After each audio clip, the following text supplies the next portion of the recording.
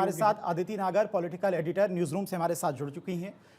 अदिति, तारीखों का ऐलान हो चुका है और तारीखों के ऐलान से पहले ही बीजेपी की तरफ से तैयारियां जोर शोर से चल रही थी। जिस तरह से प्रधानमंत्री मोदी की तरफ से लगातार सौगातें दी जा रही थी, इंटरनेशनल क्रिकेट ग्राउंड बन चुका है, पटना एयरपोर्ट की भी तस्वीरें सामने आई थी और आज ही पटना में मेट्रो की भी शुरुआत हो चुकी, यानी कि पटना मेट्रो सिटी बन चुकी है।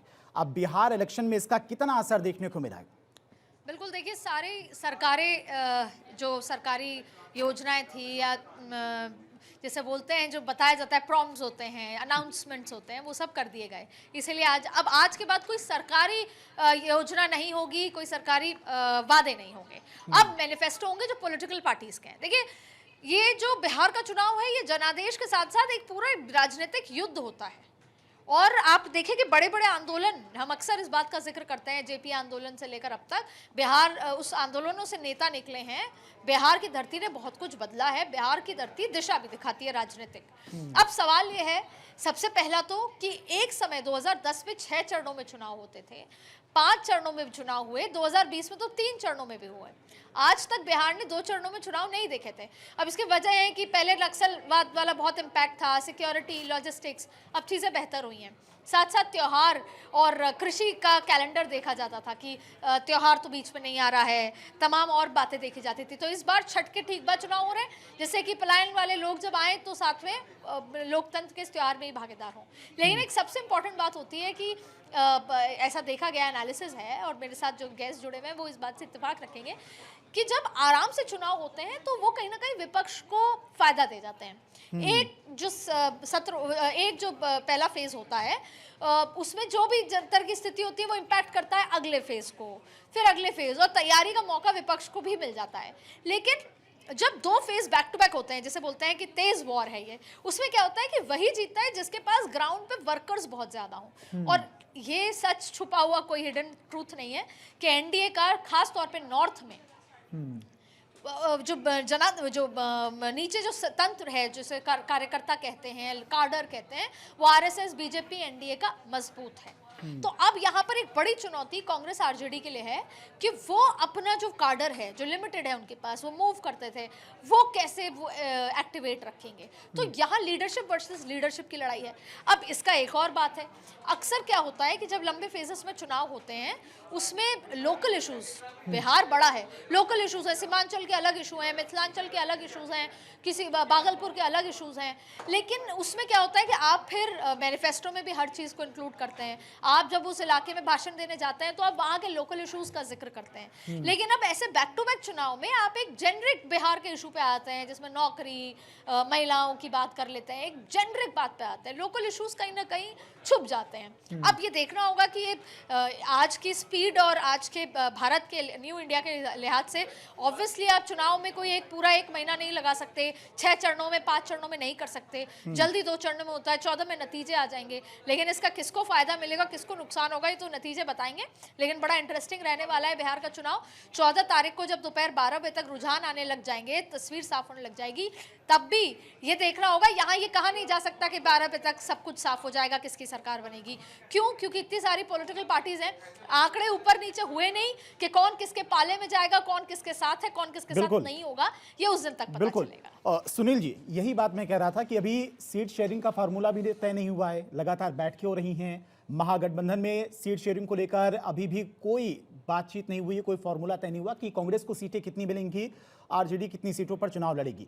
साथ में छोटे दल भी हैं, उनको भी अपने साथ रखना है। हालांकि बीजेपी की भी कई दौर की अब तक बातचीत हो चुकी है गठबंधन के साथियों के साथ में सीट शेयरिंग को लेकर। लेकिन सीट शेयरिंग के ऐलान के बाद असली खेल तो वहां पर शुरू होता है कि मुझे इतनी सीटें चाहिए, वो सीटें मिलती नहीं हैं, दल बदल का दौर शुरू होता है, कोई किसी पार्टी को छोड़कर दूसरी पार्टी में जा रहा है। और इतने कम समय में अभी मैनिफेस्टो का भी ऐलान होना है, अलग अलग पार्टियों की तरफ से अपने अपना मैनिफेस्टो का भी ऐलान किया जाएगा और उसके बाद सीट शेयरिंग का फॉर्मूला तय होगा। इतने कम समय में कैसे होगा ये सब? देखो, 2 चीज़ें हैं, आप समझिए। जब अधिक समय होता है, अधिक चरणों में चुनाव होता है और चुनाव की घोषणा से पहले या सीट बंटवारा होता है, तो जहाँ तक मेरी समझ है, छोटे राजनीतिक दल ज़्यादा भारी पड़ते हैं बड़े राजनीतिक दलों की अपेक्षा। यदि वो आपके समीकरण सेट नहीं हो पाए, सीटों का बंटवारा नहीं हो पाया, तो जो जिस राज्य में ज़्यादा मजबूत है, चाहे वो क्षेत्रीय दल भी हो सकता है और राष्ट्रीय दल भी हो सकता है, निश्चित तौर से वो फिर भारी पड़ेगा छोटे राजनीतिक दलों पर। समय कम होगा, दूसरे राजनीतिक दलों के पास जाने आने की जो तैयारी पीछे के पर्दे से होती है वो थोड़ा सा कम बचेगी। और लगभग जहाँ तक हम लोग देख रहे हैं कि पिछले 3 महीने से, चाहे वो एनडीए गठबंधन हो चाहे महागठबंधन हो, लगभग 2-2, 3-3 बार वार्ता हो चुकी है। अमित शाह जी ने भी जाकर के वार्ता की, लेकिन वो मीटिंग सफल नहीं हो पाई। उधर राहुल गांधी और तेजस्वी के बीच बात हुई है, और जो राजनीतिक दल हैं उनके बैठ के बीच बात हुई है। निश्चित तौर से मुझे लगता है सबके पास सीटों का बंटवारे का फॉर्मूला है, थोड़ा बहुत ऊपर नीचे करना है। और अब जब चुनाव की घोषणा हो गई है तो थोड़ा सा जल्दी और होगी, क्योंकि 2 चरणों में चुनाव होना है। और जब 2 चरणों में चुनाव होगा, जो आपकी राजनीतिक संपादक बता रही थी आदित्य जी, निश्चित तौर से बड़ी पार्टी को इसका फायदा होगा। जब हम रैलियां करते हैं, बड़े कार्यक्रम करते हैं, नेताओं की बड़ी पार्टी के पास कमी नहीं रहती। लगभग पूरे चुनाव को कई नेताओं की जिम्मेदारी दे दी जाती है। जो छोटे दल हैं, क्षेत्रीय दल हैं, उनके पास इस चीज़ की थोड़ी सी कमी रहती है। तो वो थोड़ा सा मुझे लगता है नुकसान में रहेंगे, कम चरणों में चुनाव होता है तो। ये सब चीज़ें ठीक है, लेकिन हमें उस दौर से भी गुजरना पड़ेगा। जो अदिति जी ने भी बताया कि 2010 में 6 चरणों में चुनाव था, 2015 में 5 चरणों में चुनाव था, 2 चरणों में हम आकर के रुक गए हैं। निश्चित तौर से अगला चुनाव हो सकता है 1 ही चरण में चुनाव हो। लेकिन हाँ, ये बिल्कुल अदिति जी ने अच्छा कहा, मैं बिल्कुल सहमत हूँ कि जो मुद्दे होते थे, जहाँ 3 चरण में, 6 चरण में या 5 चरण में चुनाव होते थे, वो लोकल मुद्दे ज़्यादा हावी होते थे। उसी के हिसाब से जो घोषणा पत्र तय होता था, उसी के हिसाब से रैलियाँ होती थी। और इस बात का ध्यान रखा जाता था कि इस चरण में चुनाव है तो कहीं ऐसी भाषा का उपयोग न हो जाए, कहीं ऐसी मंच पे बात न हो जाए कि अगले चरण में उसका नुकसान हो।